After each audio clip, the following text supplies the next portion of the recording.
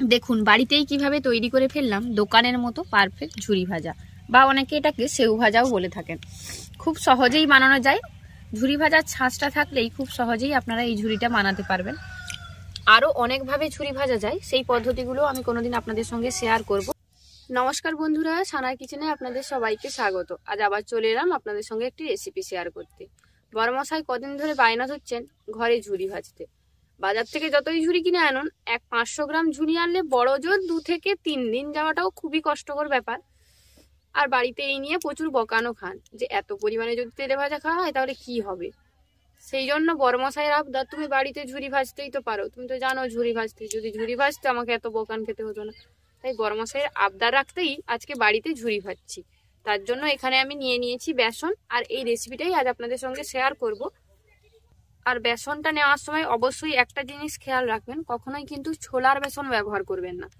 যেটা দিয়ে আমরা মিষ্টি তৈরি করে থাকি সেই ছোলার বেসনটা কিন্তু ঝুরি ভাজার জন্য ভালো হবে না। দোকানে গিয়ে যখন আপনারা বলবেন যে আমরা ঝুরি ভাজবো, ঝুরির জন্য বেসন নেব, তখন কিন্তু ওরা আলাদা বেসনটাই দেবে।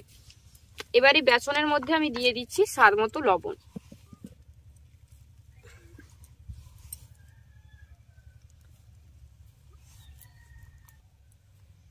আর দেব সামান্য একটু পরিমাণ খাবার সোডা।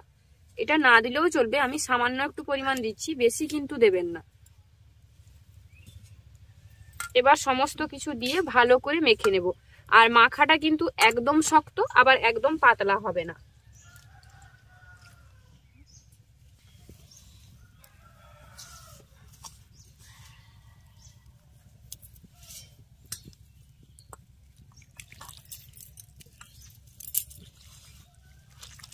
দেখুন মাখাটা ঠিক এরকম হবে, যেভাবে আমরা আলু ভর্তা বানানোর জন্য আলু মাখি না, সেরকম টাইপের।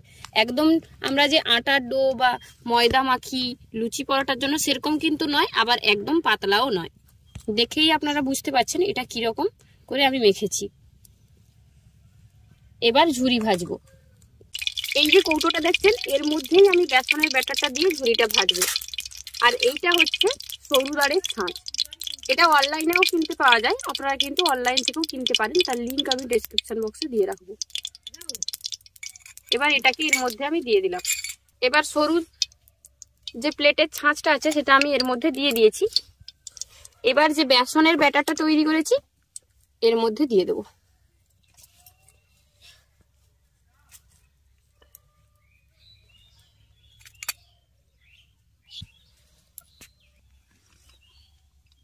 এবার ওপরের যেই ঢাকনাটা এটার মধ্যে এইভাবে লাগিয়ে দেবো।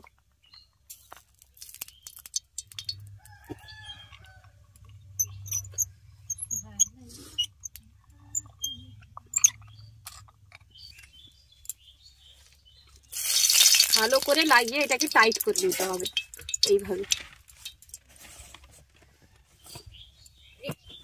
এই যে এই ডাঁটাটা দেখছেন, এই ডাঁটাটা দিয়ে এইভাবে ঘুরালে যত তার উপরে চাপ পড়বে তখন ঝুরিটা এর মধ্যে থেকে এই যে বেরাবে।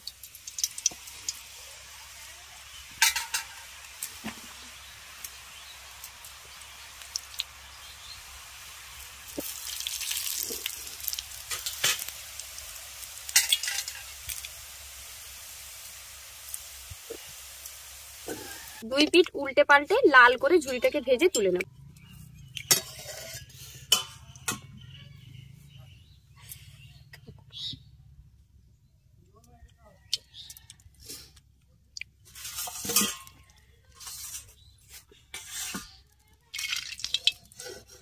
সেটা তুলে নেওয়ার পর আবার একইভাবে আমি এটাকে এই যে দেখুন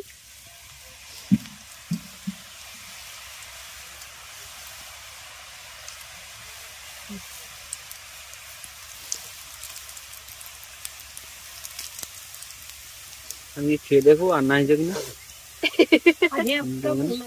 তুমি খাবে তো, শুনতে পাচ্ছ না, সেটা মোট কথা বলে ফেলো না। আমার একটু দেখি।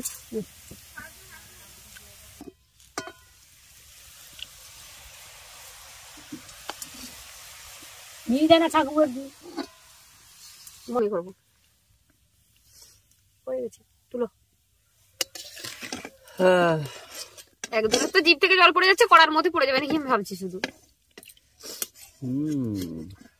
এখন শুধু সকাল সন্ধ্যায় ঝুরি খাবে আর কিচ্ছু না। বাহ, ব্যাটার এটার মধ্যে খতম হয়ে গেছে, এবার আবার ব্যাটারটা পড়তে হবে। শেষ হয়ে গেল, তুমি ওদিকে পড়ো, মা এদিকে বাদাম এ করছে।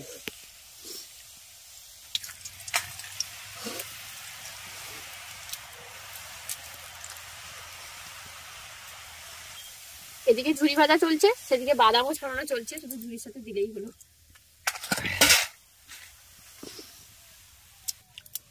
বাদাম ছড়ানো হচ্ছে সেদিকে।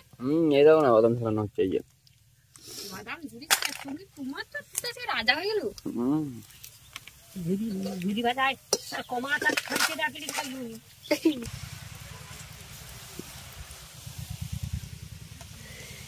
শেষের মাথায় নাকি সানা? হ্যাঁ হ্যাঁ, শেষ। খুব সহজেই ভাজা যায় ঝুরিটা।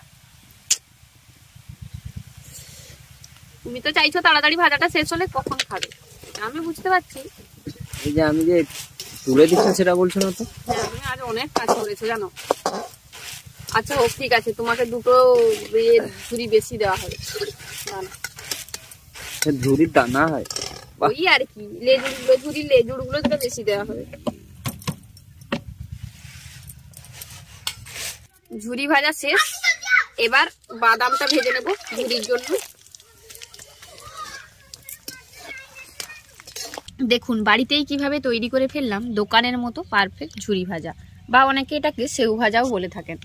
খুব সহজেই বানানো যায়। ঝুরি ভাজার ছাঁচটা থাকলেই খুব সহজেই আপনারা এই ঝুরিটা বানাতে পারবেন। আরও অনেকভাবে ঝুরি ভাজা যায়, সেই পদ্ধতিগুলো আমি কোনোদিন আপনাদের সঙ্গে শেয়ার করব। আমাদের আজকের এই দোকানের মতো ভাজা ঝুরিটা রেসিপিটা আপনাদের কেমন লাগলো অবশ্যই কমেন্ট করে জানাবেন। ভালো লাগলে বরাবর মতো ভিডিওটিতে একটি লাইক করে আপনার ফ্রেন্ডস এবং ফ্যামিলির সঙ্গে ভিডিওটা শেয়ার করার অনুরোধ রইল। আর যেসব বন্ধুরা এখনো চ্যানেলটি সাবস্ক্রাইব করেনি, প্লিজ চ্যানেলটি সাবস্ক্রাইব করে নেবেন। সেই সাথে যারা ফেসবুক পেজে দেখছেন তারা অবশ্যই ফেসবুক পেজটি ফলো করে নেবেন।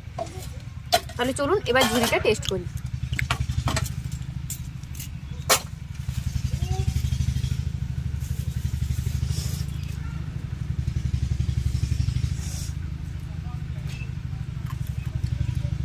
বলার আগে খেয়ে নিচ্ছি বলে কে জানি বাবা, তারপর দিদি আবার দিবে, আবার বলবো, না বললে দুবার দিবে।